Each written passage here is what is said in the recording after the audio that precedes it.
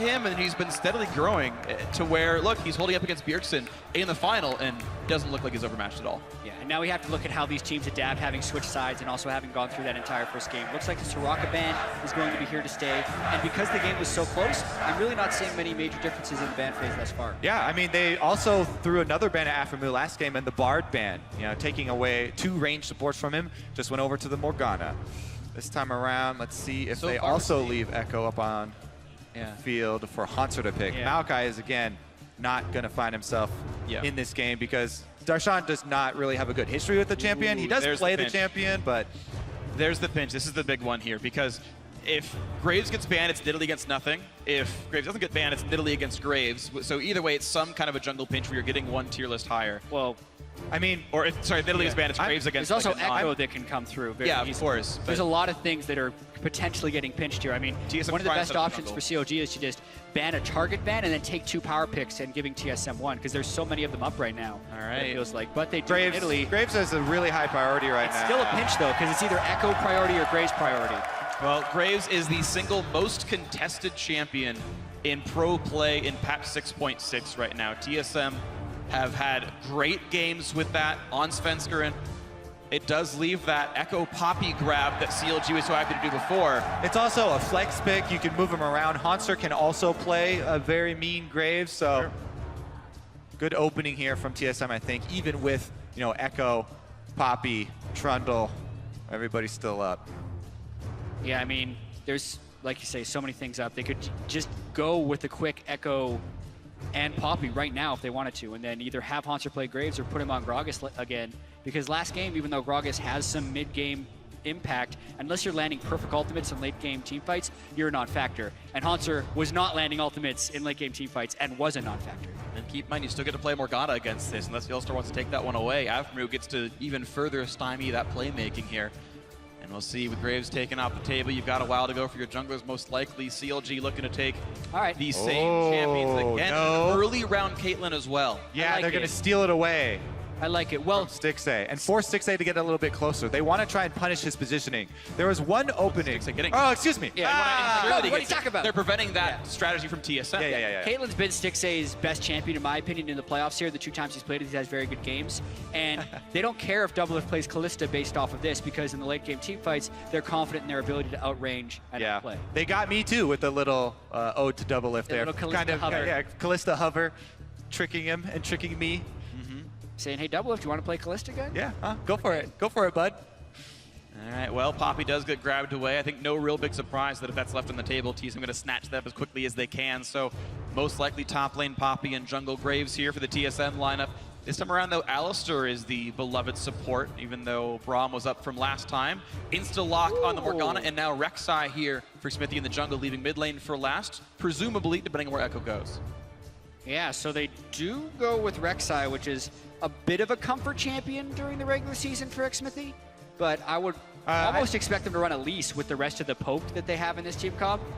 Bold though, looking to do some counter jungling. Smithy definitely is, Smithy definitely is taking a hit for the team as far as the jungle champion pool comes down to in champion select here. Oh, and a very quick last round here from TSM. So Doublelift has a lot of protection now. Doublelift and Svenskeren probably. Because Svenskeren, last time he got Graves, he was a giant carry for the team. They're great persistent damage, physical damage dealers here. The jungle marksman, the AD carry marksman here for Doublelift with his another Kalista game for him. And the Lulu to buff them up could be very, very successful, as well as injecting some magic damage to the lineup. Yeah, I really do love the Lulu here getting options, because Graves is always this champion that since he's building Bruiser and he's building things like Death Dance and Maw, he's fighting this curve with trying to deal enough damage while being just tanky enough to lifesteal sustain through the fight. And if you have a Lulu shield to rely on, even if you get a little bit behind that curve, you're going to have that extra boost from the Lulu, and he'll be able to keep putting out the damage and lifesteal back up. Exactly, you'll get it back here. So CLG making a few small changes to the lineup. Corki gets grabbed up now for these guys here. So once again, a last pick Corki red side, but this time it is on counter Logic Gaming. So TSM hoping that Lulu from Bjergsen can buff up the teammates or maybe bully out the lane itself. Meanwhile, all of CLG's damage than the arms of Huhi and Stixxay. Yeah, I mean, no real surprises here. It's TSM again focusing heavily on team fight. And CLG with the Rek'Sai jungle pick, it does give them that extra global pressure they're looking for. You know, you may be questioning maybe the Elise a little bit more gank pressure, but Rek'Sai does add another option. You know, he also was one to play Udyr and go split pushing late in the game. So this is another champion that Smithy can actually add some split pushing pressure as well. And I also feel like CLG's picked a lot of poke to go around the split pushing Echo. This time it's going to be the tank Echo, most likely, for Darshan in the top lane. And I really love Echo in the hands of anyone on CLG just because it relies so heavily on the flanks in the team fights, and since CLG plays the whole map so well, it's super dangerous. I'm a little surprised they went with the Soraka and the Kindred bands again and let the Echo go through, and also didn't first pick it. I think it's the highest value pick in this matchup. Yeah, well, that was the game of the TSM Everybody's an went Echo for. player. Yeah, hoping to pinch the Graves jungle matchup, pushing Smithy down to Rek'Sai. So we'll see if it's going to work. If you think TSM got this one in the bag for game 2, tweet hashtag TSM win or send it to hashtag CLG win. Tweet at LeSports with who you think it's going to be, but we are here into game 2 of the North American Spring Finals. CLG's up 1-0, TSM looking to bounce back. Let's see if they can do it.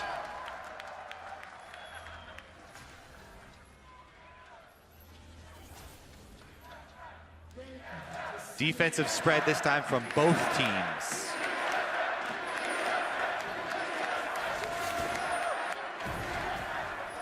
A little trading early as well. Crowd trades chance. Oh. Laners trade damage. Cash money too. Aftermu gets Junglers 15 trading gold. damage as well. Yeah, Aftermu with a nice 27 gold start. It's got to feel good. Yeah. Yeah, TSM learned last game. CLG aren't going to play into the normal pattern that they had so long in the normal split of invading and looking for those deep wards. It's actually one of my favorite parts of separated best of 5s when you have a lot of footage in another team. They have these really interesting level 1 plans. They know based that on you the know expectation. that you know. Well, but that's so fun to me, the game theory around the blind choices you have to make based on your expectations of your opponents. And CLG. That ward does see them. Yeah. Speaking of expectations here. It's a 2-on-2, and it's actually an even better matchup than last time. So CLG. Oh, the ward did not see them. Just kidding. Ooh, I don't know if they saw TSM. The binding's going to miss as well, but yeah, this is a 2-on-2 that I do believe favors Counter Logic Gaming. So once again, they correctly get the matchup. By the champions, it would definitely favor them, but this would be the question of whether Doublelift and Yellowstar have developed a synergy to a point where they could take down Stixxay and Aftermu, but Alistair against range support Morgana is tough. And Aftermu likes to play this Morgana in lane extremely aggressively. You'll see him get bush control right off the bat and then look for these bindings, try and pressure Doublelift. He's always looking to pressure the AD carry. He will even go for the flash bindings point blank to try and ensure that it lands. And how this 2-on-2 got played is actually really crucial here. Because CLG, the waves are close enough in size that even though TSM's will die first and CLG's level 2 first, there's enough minions alive that you're seeing these caster minions getting denied right now off the screen that TSM don't have the ability to fight for. Yep, so Doublelift has to give up those CS. Yeah, he's still level 1, can't throw spear through there. A lot of those casters lived. He does get the melee though. Yeah. At the end of the day, TSM actually won't lose as much as you might have thought. But the advantage here, and the nice way you play a lane with Caitlyn is always build a big minion wave, force them to CS under turret while you pepper them with headshots. Yep. So Stixxay going to look for a lot of harass under turret, while Doublelift and Yellowstar probably going to focus on sustain here and trying to last hit. Alistar, maybe he gets that level 2 heal. Doublelift did a spectacular job CSing under turret there. Like he missed one. And there were some tough ones to get in there when you're working around a Morgana harass as well as Caitlyn. Yeah, 11 of the first 12 CS where he got level 2 second, got pushed in. Really beautiful play by him. Yellowstar did learn the heal, so he's got to hit level 3 before Headbutt comes in, and that means you've got very little going from Yellowstar. Look at that. Already a CS lead for Doublelift. Really, really well played by him. Oh. Let's get that one as well. Yeah, Stixxay's dropping with you. Graves in the river right now, but Rek'Sai's in the area. Smithy could answer. Both junglers very healthy. Rek'Sai and Graves, 2 of the junglers that lose the least health. Wow. Kindred right up there with them as well. This CS right here, Doublelift's at 24 of 25 possible CS right now. In a losing matchup, he's dropped exactly 1 minion. Honestly, I just have to stress how good this is from Doublelift. Yeah, I mean, Yellowstar, it is a duo lane. Has been able to tank enough hits and give him some heals. That's true. I do have to criticize CLG a bit for not being able to harass him off more CS. And a nice trade right there on Afro. The first time he gets for the headbutt, Pulverize gets in on Afro, knocks him to half HP. There's a reason that Double Lift always talked about how heavily he focuses on winning lane. He's good at it. Yes, he is. Remember we asked Double Lift if CLG was fated to win all the playoff series now. If playoffs are CLG tinted. He's like, no, it's playoffs are Double Lift sided. Mirroring junglers here for a lot of the early game. Ooh, nice stun into Ronson. Now some flash rate. Chilling Smite is on. He's got nowhere to go, and it's going to be one more hit to do it. He's 50. The heal comes through. Still gets the first blood, but now it's time for the trade kill. A knock by Defensker and still gets the kill. Back up on this one. Now a one-on-one with the top laners fighting back and forth, and here comes the TP in. Lulu on the top side here. The flash Q. One more hit will do it, and Bjergsen with the flash E getting it 2-for-1 TSM. This time it's TSM that have the double teleport, and the teleport from mid lane ensures that Sven's able to get the second one as well. Bjergsen coming in, and he's going to get some cash for that. And this early skirmish was so close. CLG did have the lead on the start of the play because Svenskeren was killing Scuttlecrab, but then Haunter gets away with the sliver, and look at all the damage and time Svenskeren has to start killing X-Smithy. Then he plays the rest of this fight quite well. He has the teleport coming in. I would expect him to run up, but he ends up running down because he could dodge the parallel convergence. He's the one who has the Scuttlecrab speed, so Darshan knows he can't run away across it, and they get that kill to make it a 2-for-1. Yeah. Now, Huhi during that was able to die minion wave, but here comes another teleport. The flank TV for Hanser. Flash Pulverize Afro, who now flashes the wave, and now Caitlyn's stuck in the wrong side of this fight, so we'll see if it's Minions. one or It's a two CS. kills. Gets them CS, can't get very much. 300 gold for Double Lift. He actually autoed the wrong range minion there. He didn't get the last CS either. Miss one. At least Aframu lives, but it's a 3-kill start for TSM. Yeah, that teleport, though, from Haunter is a monstrous sacrifice as far as laning potential. He didn't pick up the kill in the top lane on either one of them, and Darshan used to teleport to get back in lane. So that's why he knew the teleport couldn't be mashed, but that also means he's going to fall well behind in CS. That's 2 to 3 waves dying to his turret in the top lane. Yeah, Darshan should crush this 1 versus 1 now. Yeah, which I think is actually more valuable than the kill on a double lift early. Ooh, they were prepping for that dive, CLG here, but Haunter dives under the turret, and they cancel the plan. Yeah, well, it's still going to be a 10-minion lead, which doesn't suck at all for Darshan. So the end point here is a 700 to 600 gold lead for TSM, who should be up 900 gold via kills. So you can't feel too bad for them. Yeah, both of the teleports did cost them minion waves. Yes, there were of course. 2 top that Haunter lost, but Bjergsen also lost 1 as Huhi shoved in. It's just quantifying the cost of the TPs. It's, of course, still a lead for TSM. You can't really hate on that one. Boy. You're seeing it tempered a little. So he sees Svenskeren. Level 5 Graves. Level. Ring around the rosy. Oh my God. That's funny. Well, he was spotted by the ward anyway. Otherwise, it would have been a really sneaky play, and he could double back for a gank. It's really hard to sneak up on Rek'Sai because Tremor Sense. Right. Yeah, well, Rek'Sai got spotted by the ward, unfortunately. And either way, CLG down on items in both top lane and jungle. You see Ruby Crystal to Spectre's Cowl and Longsword versus Not. And that's the benefit of the early kills you're getting here, and the fact that Haunter got to recall off the bot lane gank. Nice damage from Double Lift. He preps the Ren on a minion, then Qs forward and pops Ren to do damage to Stixxay. Tries to trade, but Stixxay got out with the 90 caliber net. Once again, back in 2-on-2 in the lane. Look for the level 6 advantage as well down on the bottom. That's huge for that duo. And we'll see if the hard engage can come in. It's going to be on how good your Black Shield is against Pulverize and vice versa. Yeah, and this will be whether or not TSM gets to push that gank advantage on Haunter. It's looking really strong. Oh my God. And a Pulverize trap hits Double Lift, Dark Binding, it's Yellow Star. But Double Lift sadly misplayed the rend resets, didn't have it up for the fight. Well, yeah, I mean, you want to ideally get one into a minion so you can also reset, but he used it early for the slow to get, what, 4 or 5 more autos in? Oh, sure. I'm not saying it's a bad trade, just unfortunately couldn't get the reset when going for it. Yeah, I mean, if you take the time to throw 1 back at a minion, I think there weren't any in range. Yeah, it's always a cost you take. Unlucky. Unlucky. Yeah, as we saw up there, the cameraman showing off some of the tricks with Echo, you know, ulting back to lane. Not only does he have the teleport, but this is something that also who he did last game, by the way. Yeah, it was impressive for him to keep up in CS in that lane. He was using everything to get back there, teleport, ulting back. Uptime's really important, though. The more you can get gold and XP, the better off you are in the matchup. And it is a sacrifice for team fights. If those do break out, you're not going to have a pretty big duel. And we really need to pay attention to how much of an advantage Haunter can, or how much an advantage Darshan can get over Haunter since Haunter abandoned that lane with an early TP versus how much of an advantage TSM can cultivate in the bottom lane because of the kill the TP granted. I mean, that was an early game trade that has a lot of ramifications down the line. Well, there's money waiting in that top lane outer turret. There's always money in the banana stand in this game. The top outer turret. Here comes a package across who he wants in. Yellowstar only level 4, but Doublelift is 6, so he pulls him right into safety. Yeah, Yellowstar is 6 too, but they don't have to use both.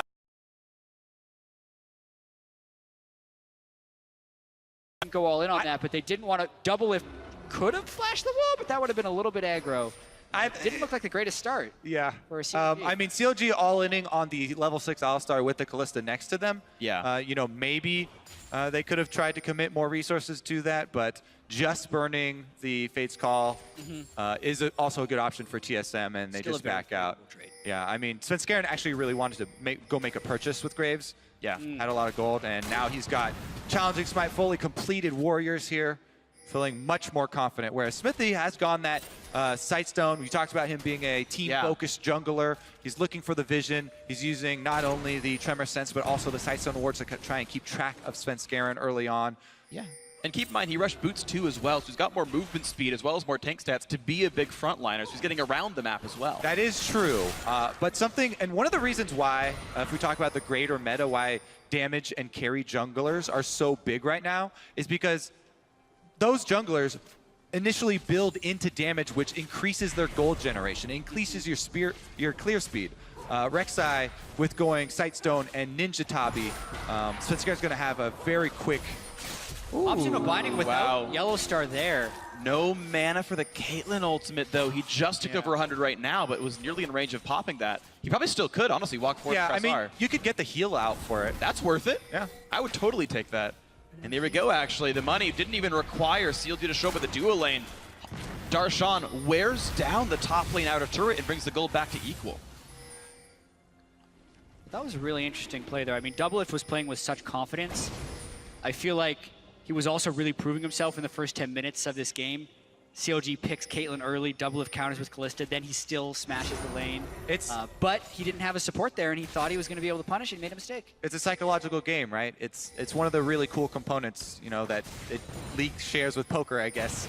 Yeah. And Doublelift, Rainover was talking about the MVP, you know, using that confidence to change the play of your opponents. Svenskeren here and Smithy trading blows. Whoa, early ulti used by Bjergsen to try to keep Svenskeren inside the fight, hoping for the knockup, but Rek'Sai can't quite get it though, and now the re-engage knockup onto Svenskeren. Corki's in the fight as well, has to dodge away from the rockets, somebody he'll burn, the shot's coming around. Whoa! Flash bind from Afro, forces the flash out from Bjergsen. TSM retreat. Good there from Svenskeren using the ult to get over the wall, then still had flashes, both him and Bjergsen, but Afromu's roam definitely taking its toll there. A bunch of flashes blown. Both junglers are going to want to keep track of these, by the way. Since we have standard lanes here, a lot of the playmaking is up to them. TSM also do have the teleport advantage now, have to remember. And I think it was also really bold of xMithi to take that fight. He's the Sightstone Rek'Sai versus the Challenging Smite Warrior Graves, and they were just able to go toe-to-toe. But a lot of that was enabled by the late roam from Afromu. Yeah, and so the early damage junglers, their clear speed is increased, but in a full trade, like defensive stats, Ninja Tabi are really efficient in dueling. And that's why they were able to get a pretty good trade there. Yeah. I've got to point out something real quick that happened, though. While that mid lane fight was happening, looks like Doublelift forced Stixay's flash out in the one-on-one. That confident Afro had to roam. So yeah, the confidence comes back in. This time, no support for CLG. Flash trade. Yeah, it's true. I mean, it's really easy to be confident when you have a support and theirs is showing mid lane. Yep. I'm super confident. Guys, I think we can land this time about Pulverize. Has to flash it. So, a trade of summoners now. Hurricane done for Doublelift. Now the lifesteal's coming in as well. Several pink wards in the inventories of both teams. Save a life, buy a ward. Everyone who plays League of Legends, please. Pink wards up at all times. I really like this from TSM, setting up a play bottom because they have on Alistar. Here comes Poppy. Double teleport on separate wards. It's twice as flashy. Afromu whimsy to the side, but everyone walking away. It will mean the turret kill, but it does mean the rest of CLG were able to run away. And Echo is still pushing the top side. Yeah, I'd have to call that a failed cross map right there. TSM already retreating with nothing gained aside from potentially this turret. Wait, will they not even not get it? even the turret. They Wow. teleports, lose one. Oh my gosh, that's actually a travesty right there. Darshan gonna get a blue buff steal for this one. The top wave pushed most of the way into the turret. Ouch. Yeah, we're going to have to wonder how similar this game will be to game 1 as well. CLG is so much more comfortable playing the map than TSM here, and TSM tried to replicate some of that coordination, but were unable to. CLG was ready for it. Everybody's been trying to replicate in North America the double teleport from CLG. Liquid tried to do it, little results. TSM here, not much yet. They still have plenty more chances to make it work, though. Yep. Try again in about 3 minutes and change. And this time it is CLG playing around the package timer. So they're confined by that. Huhi is leaving it in base right now. But man, now would be the perfect time to go get it, I think. You pick up that package, you know that Darshan has teleport, Hunter does not, so it actually gives you a huge advantage to create a play. Definitely agree. CLG, I think, should have control of the bot side of the map. Looks like Stixxay is going to This is the play they want to try. They're trying to go for the flash of the headbutt into the pulverize. Here comes Echo, but is it going to be enough to keep Stixxay alive? The red stacks are in. There's the first kill. Darshan to keep going, but where are the teammates? Morgana's still far. Doublelift losing a lot of health, but he's close to red lethal damage. Hits Darshan down to about 600. Looking to go back into this one. Re-engage here for Darshan. Smithy's coming around the top side, and he's very healthy. But Doublelift and Yellowstar retreat. Looking for the play even still. Smithy not in range for a flash knockup, but Yellowstar is out of cooldowns. Doublelift has no ulti as well. Huhi packages in. Look for Doublelift in the whole map long dive. I'm going to give that one a perfect 10. Well, look at the top lane here. They're trading again. The opportunity cost for that play. Everybody down bottom is going to be this top side turret. Stixxay is going to come in and try and clean it up. But can CLG even get the outer turret on bottom side? I think they're going to leave Darshan for the local gold there. I think they can. It's going to be blow for blow, but I do say TSM has a slight edge on this, and it's a very bold play they make. Binding in turret range. Smithy looking for a bit of the knockup. Yeah, he's going to be able to walk back from this one without too much trouble now. That was tight, though. Yeah. I mean, crazy that CLG, knowing they're down their double teleport, is still willing to go from a behind the turret dive from Yellowstar with the Alistar ultimate. But they knew Afremu wasn't there, and they were confident that they wouldn't die to the tank Echo, because the teleport comes in right away, and Doublelift just says, all right, let's just burst Stixxay down. They know their damage. They get the rend. And watch Doublelift's passive hopster. He got right outside the AoE from Darshan's ultimate there, staying away from the Echo Shadow. And TSM's duo lane was able to pick up the kill and almost get away, but they were also able to draw CLG down. Remember, this was TSM fighting this whole series, or this whole series of events right here, being down a teleport cooldown. Yeah, but they get 2 turrets during this whole charade down in the bottom lane because Graves is pushing top. But of course, he's here with the package. It is a great usage of the package. He cuts off Yellowstar, and he also gets in range to easily kill Doublelift. Combo that with a nice binding that Afremu lands while taking the turret, making the second kill very easy for Huhi. Yeah, smart by Huhi to even save the cooldowns. He knew Trinity Force plus Gatling Gun was all he needed for the Callista, which meant Foster's Bomb was up for the Alistar kill afterwards. All right, so let's take stock here. TSM, once again, they come into the game, they redraft a team fighting comp. They get another early gold lead here versus CLG. Can they find the fights that they need, or can CLG, again, play the map? They have so many cross-map abilities here. Smithy getting right back out there with the Rek'Sai. But TSM really want to keep up the pressure. Curious to see Doublelift's late game Callista here, because CLG lacks assassination potential against what's probably going to be a double lifesteal Callista and Lulu shields. That is tremendous late game team fighting, and their gold distribution is in the right place to make that efficient. So CLG goes in. Looking for the flank right there on the back line. Doublelift very low in health. The bind against the Afro with the flash Q. Now to keep going to this one. A headbutt. Gets Smithy out of the fight, and now a flank is in for Hanser. But it's a 5v4. Afro's going to land a double stun, and there's plenty of attacks coming out from Stixxay. But still, it's not enough. Still in and Hanser is crushing up on the side, doing what damage he can. It's a 1-for-1 overall as Afro and Doublelift are both dead. The chase continues. Hanser on the right-hand side. Bjergsen's going to be in range for more. There's the glitter lance slowing down Smithy. The stun into the wall. Make that a 2-for-1 for TSM. One marksman goes down, sending the backup. Svenskeren still Graves, and they still have a lot of damage in that team fight that was very aggressively initiated by CLG. So really close game, but that ends with an even larger lead for TSM. And look at this, CLG used all their flashes on Afremu and Smithy, the 2 initiation flashes there to get Doublelift down. But as you said, Svenskeren once again on Graves, another AD carry threat. They actually lose a couple seconds of DPS uptime there, but refocus and collapse back onto Smithy. So it's not just Rush Hour that dies in this team fight. They're able to get one more. Hanser had a lot of patience to get the correct wall stun here. Gets the angle and closes him in right on this corner there. Speed buff from Lulu. Yep. And waits out the entire slow from Glitterland. So very well played mechanically. Haunts are 0, 1, and 3. The TPs have been mostly good. Yeah, with that being said, though, that's the type of thing that can happen for TSM late game if they want to hold this gold lead. Doublelift will be the main force in the very late game team fight. 173 damage would not be enough, but the rest of TSM was there to counter, and CLG committed so much to the initial kill. And keep in mind, the 60 was live the whole time, and he got 600. He got to hit an Alstral half the time. He's not able to get the right fights in. Caitlyn Trapp's doing a lot of work here, making it difficult for TSM to move up. Although TSM have a great team fight, they're very short-ranged. It's very, very difficult for them to get inside this CLG comp. If CLG can just play defense at their turrets, they're fine holding off these waves. And TSM need to focus on the neutral objective control, getting that vision down to play the map. Now Smithy trying to take away the blue buff that Bjergsen wants, but knows that the rest of TSM is coming, so he's got to give that one away. Only takes the little baby Sentinel, and it's only a little bit of golden XP away. Bjergsen gonna grab that one easily as he moves towards his third item.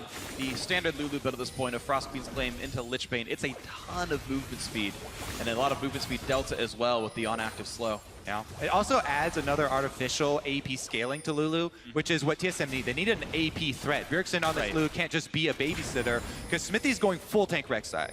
And they want to keep him a little bit honest and try and make him not build full armor. Yeah. As of right now, it's a great option for him, and he's doing it. But it's going to be Bjergsen trying to get as many autos as well as glitter lances through Smithy into the back line, because he's the one doing the magic damage that's going to have to try and take him down.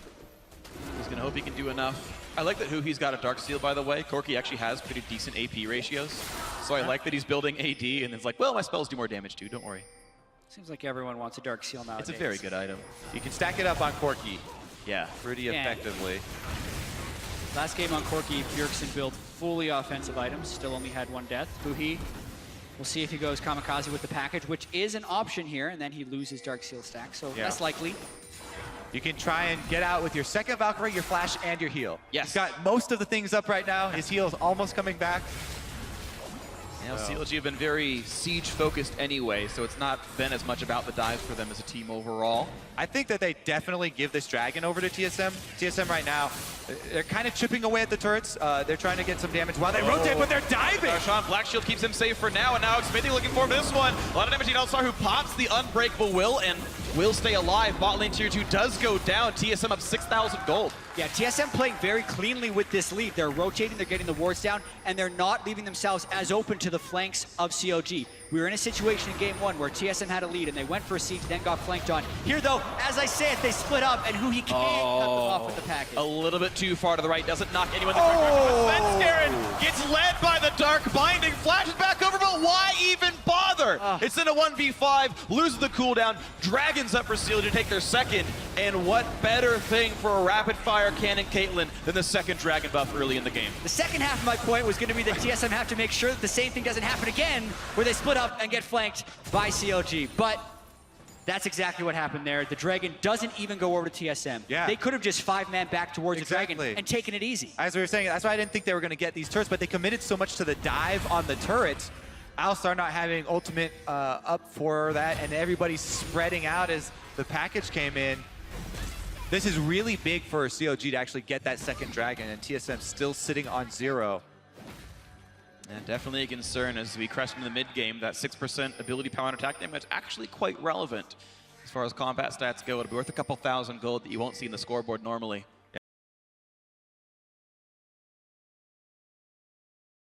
They can try and use that. They know the package is down because it was just used on them. And they could try and time that. You know, they still have the giant 5,000 gold lead, not to mention Stixxay is really a non-factor at this point in the game. Even when he was able to have a lot of time in team fights, the front line from TSM is very strong. You can add that to Lulu shields. And even if he goes to hit either of the 80 carries of TSM, he's going to lose those trades. So he needs a lot more time to power up. Okay, here comes the mid lane siege though, and TSM not perturbed at all. They're using that gold lead to push and shove their weight forward. CLG has to respect it. Both marksmen are about 300 gold short of their Infinity Edge power spikes, which is a huge damage surge when it does get completed. They just go with the turret blitz there, run straight up the middle. chip the turret out before CLG are able to rotate down in defense and set up their traps. If you play against Caitlyn, yes, in the same lane, it's really annoying to get through those traps, but if you keep moving and switching between lanes, force her to pick them up and walk all the way over. Yeah, she has to set up for about small openings. 10-15 seconds, depending on what rank the ability is. 6A did, in fact, fully max build over Peacemaker, then 3 points in traps. And importantly, this time, TSM are satisfied with just that damage that they got, a small chunk off the turret. They don't overstay and give up a couple extra kills here. Well, that gave some nice breathing room, though, for CLG. Both Infinity Edge is now done, so Huhi and Stixxay are online to be real threats. Randu and Zoma done for Smithy. Even though we're seeing Bjergsen build what ability power he can, you have a heavy armor tank in both the top lane and the jungle. No one's getting MR yet in any meaningful way on CLG. Randuin's when there's no crit AD carry, no crit of any kind on the enemy team. Yeah, it did get recently. I know it did get recently buffed, so it's an efficient item. But there are, small min-maxing things that you can do with the other armor items to get a tiny bit of extra utility. Still a general good tanking item.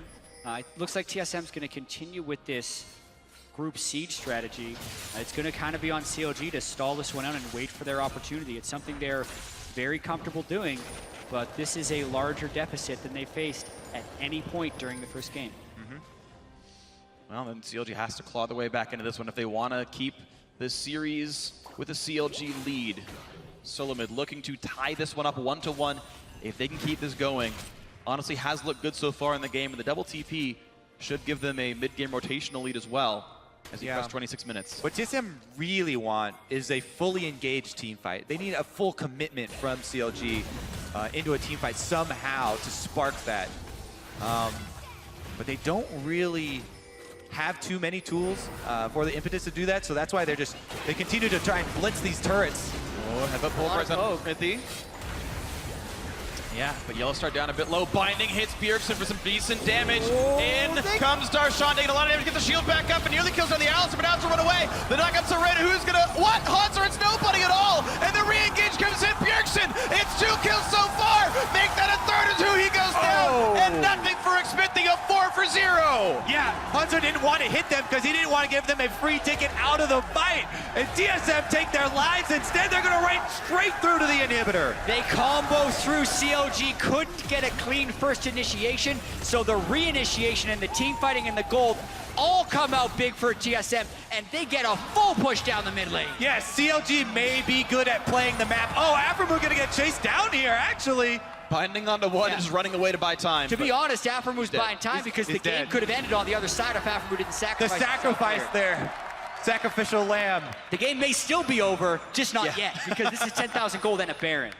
Baron's going to be going down almost for sure. CLG would need a minor miracle to save this one, but they might try. You never know.